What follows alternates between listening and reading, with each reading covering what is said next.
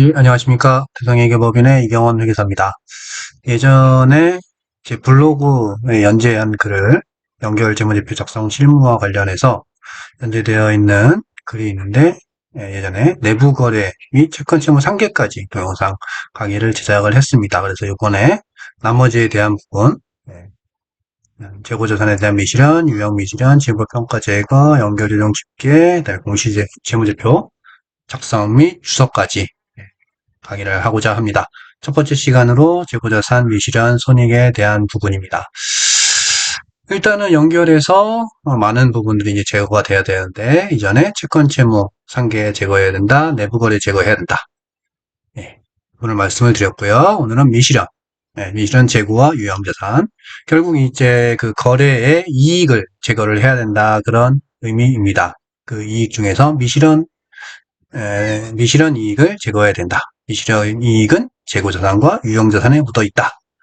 라는 게 개요인데요. 그걸 조금 더 상세하게 설명을 드리기 위해서 조금 표로 만들어 봤는데, 이런 개념입니다. A사에서 매출 800원에 매입해서 1000원에 팔았어요. B사에. 그러면 B사는 매입 1000원이 되어 있을 거고, 재고도 1000원이 있겠죠? 이 재고에는 A사의 이익인 200원이 묻어 있다. 결국 200원을 죽여야 된다. 200원을 죽여서 결국 연결에서는 이익이 0이 나오게 해야 된다. 이 연결단 안에서 이루어진 거래이기 때문에 연결재무제표에서는 이익을 계산할 수가 없겠죠. 이게 이제 마저 나간다고 하면 이제 그때 이익이 되는 것입니다. 이렇게 B사의 재고로 남아있는 부분에 대해서 그 재고 안에 이익을 없애준다 라고 생각하시면 좋을 것 같습니다. 그러면 여기서 이런 의문이 될 수가 있겠죠. 그럼 모든 이익을 죽이는 거냐? 아닙니다. 외부에 판매된 거는 죽일 필요가 없죠. 이렇게 재고로 안에 갖고 있는 것만 죽이는 겁니다. 왜 그러냐? 이게 팔아서 또 1,300원에 그걸 팔았을 경우에 보시면 A가 이익이 200 났고 B가 이제 1,000원에 사서 1,300원에 팔았으니까 300이 났겠죠? 그 200을 죽이면 B에서 이제 인식이 되는 거겠죠? 연결의 개념에서. 결국 조정할 게 없습니다. 어디에서 이익이 났든 이 연결단에서는 영향이 없는 거죠. 밖으로 판매된 부분에 대해서는. 따라서 재고로 보유한 부분만 미실현 손익의 제거의 대상이 되는 것입니다. 이해가 좀 쉬울지 모르겠네요. 어떻게. 이렇기 때문에 미실현 재고. 아직 연결단에서 실현되지 않은 이익이다. 그래서 미실현이라는 표현을 쓰고 있는 겁니다. 그래서 조금 더 알아보도록 하겠습니다. 실무적으로. 일단 모든 미실현 분기를 좀 두 개로 쪼개놨어요. 미실현을 제거하지 않았을 경우 어떻게 나타나느냐. 그리고 미실현을 제거하면 어떻게 나타나느냐. 이렇게 두 가지로 좀 설명을 드렸는데요. 요거는 이제 제가 블로그에 했던 캡처로 화면으로 올려놨던 엑셀 파일입니다. 보시겠습니다. 아까하고 얘하고 똑같습니다. 매출 800원에 사서 1000원에 B한테 팔았죠. 그리고 그 재고를 B는 갖고 있습니다. 그럴 경우에 우리가 이전에 배웠던 거 내부거래 제거. 그러면은 내부거래가 1000이 있었으니까요. 1000을 제거를 하게 됩니다. 그러면 연결재무제표상에 매출은 빵이 될 것이고 매입은 800, 1000 더해서 1800, 1000만 없앴으니까 800이 됐죠. 재고는 미실현은 제거를 안 한다면 1000.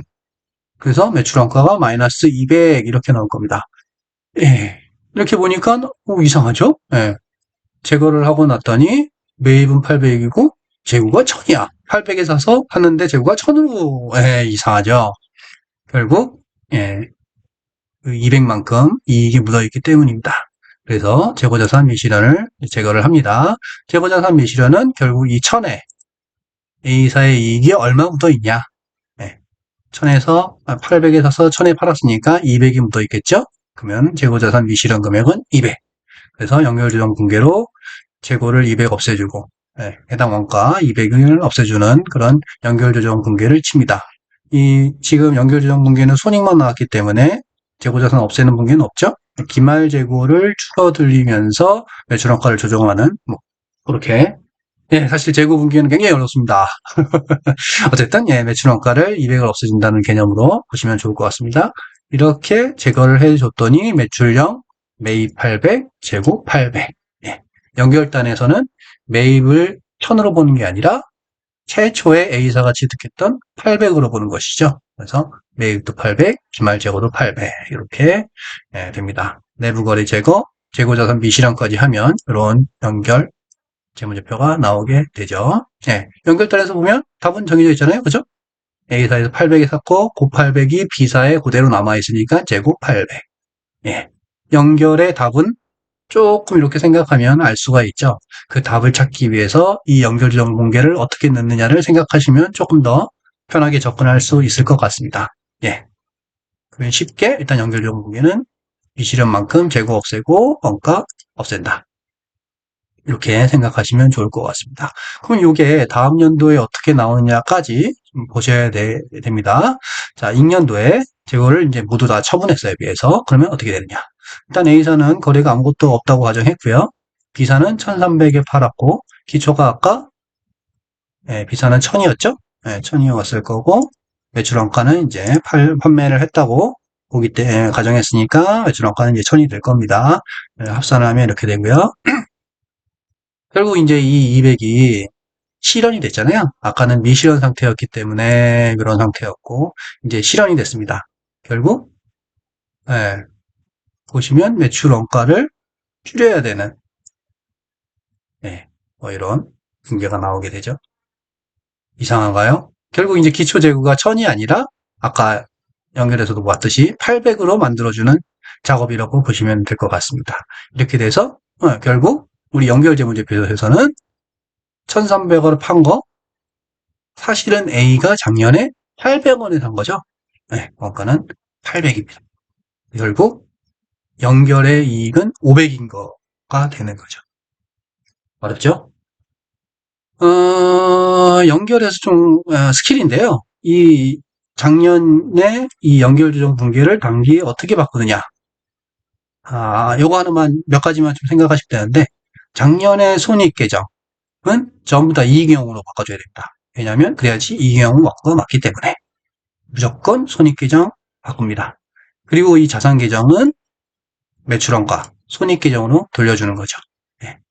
제가 조금 더 자세하게 말씀을 드리면 여기에는 조금 애매할 수도 있는데 이 재고자산이 있다면 재고자산을 그대로 재고자산을 조정을 해줘야 된다면 그대로 재고자산으로 해주고 이제 재고자산 조정이 필요 없으면 관련 손익으로 이렇게 제가 좀 옛날 그 뉴스텝이나 이렇게는 좀 가르치는데 다음 분기 때문에 좀 헷갈릴 수 있을까봐 좀 걱정이 됩니다. 일단 첫 번째 무조건 손익은 이익형으로 해라. 일단 요게 원칙입니다. 이렇게 이제 모두 처분했을 때 이렇게 되고요. 근데 또 이제 뭐 단기에 또 미실현이 발생을 할 수도 있겠죠. 그럼 이번에 여기에 또 플러스해서 예전 거는 다 처분했고 또 미실현이 추가로 발생했을 때 한번 생각해 보겠습니다. 그거 똑같습니다. 만 원에, 9천 원에 사서 만 원에 팔았고요. 요 만 원 재고가 그대로 있을 경우에. 또 이제 미실현은 9천 원에서 만 원에 팔았기 때문에 미실현 이익은 1000원이겠죠? 이 1000원을 아까 똑같이 이렇게 단기 미실현에 대한 부분 없애는 거와 똑같이 재고자산 1000 없애고 매출원가 1000 반영하고요. 그 다음에 뭐 작년 거, 저번 거 팔로업 붕괴는 똑같죠? 똑같이 들어옵니다. 그래서 보면 정답은 우리는 이미 알고 있습니다. 매출은 당연히 1,300원이 돼야겠죠? 그다음에 재고 남은 거는 9,000원이 돼야 됩니다. 이렇게 생각을 하시면 좋겠죠. 이해가 되실지는 모르겠습니다. 그래서 일단 요 의미를 조금은 알아주셨으면 좋겠는데 의미가 왜 필요하냐? 실무적으로는 뭐 얼마 어마어마하게 팔리고 어마어마하게 매입하고 하기 때문에 이 정답이 좀 눈에 안 보일 수 있어서 좀 아까 제가 분기를 가르쳤던 단기의 미실현은 이렇게 재고자산 매출원가 추진는 분기를 치고 요게 바로 익년도에 실현됐다고 보고 다 없애고 그다음에 단기 미실현분을 또 치면 되는 이렇게 좀 생각을 하시면 조금 더 편할 것 같고요. 특이한 거래가 생겼을 때는 우리는 이 분계가 조금 헷갈리거나 할 때에는 우리가 정답을 찾아서 어떤 붕괴가 맞는지 찾기 위해서는 우리가 이 정답을 생각하는 힘을 조금 길러줘야 될 것 같아서 제가 계속 옆에다가 연결재무제표의 모양을 좀 붙여드린 겁니다. 그죠? 이 내부 거래에서의 재고는 의미가 없고 최초 A사가 매입한 금액이 이제 재고로 와야 되도록 오도록 이제 수정을 해줘야 된다. 이런 의미로 생각을 해주시면 뭐 이해하시는데 좀 도움이 될 것 같습니다. 다시 블로그로 돌아가겠습니다. 이렇게 미실현에 대해서 회계 처리를 어떻게 해야 되냐는 좀 말씀을 드렸는데 사실은 문제는 그 단기 재고 미실현을 계산하는 방법이 중요할 겁니다. 왜냐하면 이 붕괴는 그냥 정해져 있는 붕괴라고 봐도 되니까요. 미실현 금액을 어떻게 계산하느냐. 지금 제가 아까 사례에서는 이 한 건이라고 생각했기 때문에 9,000원에 사서 만 원에 팔았구나. 미실현 1,000원이구나. 뻔히 알 수 있습니다. 그러나 실무는 그렇지가 않죠. 결국 B사의 재고 중에 A사한테 매입한 금액이 얼마냐. 거기다가 실제 이익률을 곱해야 됩니다. 결국 이거를 통칭하면 B사한테 판 재고, B사가 보유하고 있는 재고에 대해서 A사의 이익을 구해내야 됩니다. 그래서 이제 우리가 보통 여러 건이기 때문에 또 요렇게 좀 통칭하죠. B사의 재고자산 중에서 A사에게 매입한 아이템별 금액 곱하기 해당 그 자산의 A사의 이익률을 이제 곱해주면, 건건이 곱해주면 딱 실제 이익이 나오겠죠? 예, 이거 불가능합니다. 예. 1번, 예, B사의 재고 중에 A사에 매입한 게 어떤 건지 모릅니다.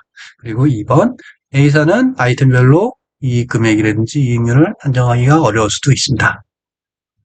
예, 이런 이유들 때문에, 예, 사실 굉장한 이상적인 방법이라고 제가 소개를 해드렸고요. 또 가장 쉬운 방법은 뭘까?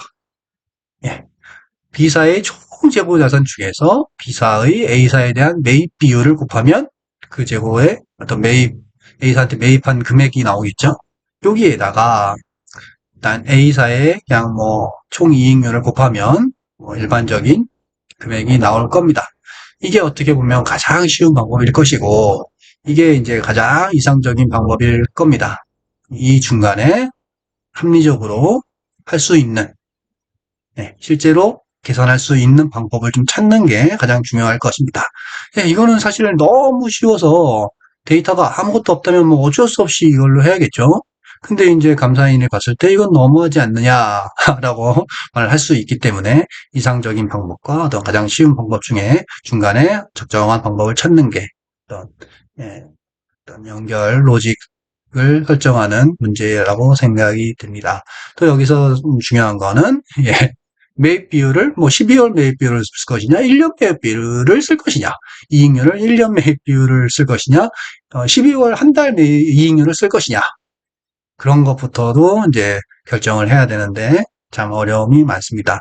그래서 어떤 가장 쉬운 방법과 가장 이상적인 방법을 일단은 알아야겠죠. 그리고 그 중간에 우리의 데이터 상황을 잘 보면서 적정한 계산 방법을 설정을 해야 될 걸로 생각이 됩니다. 예, 감사합니다.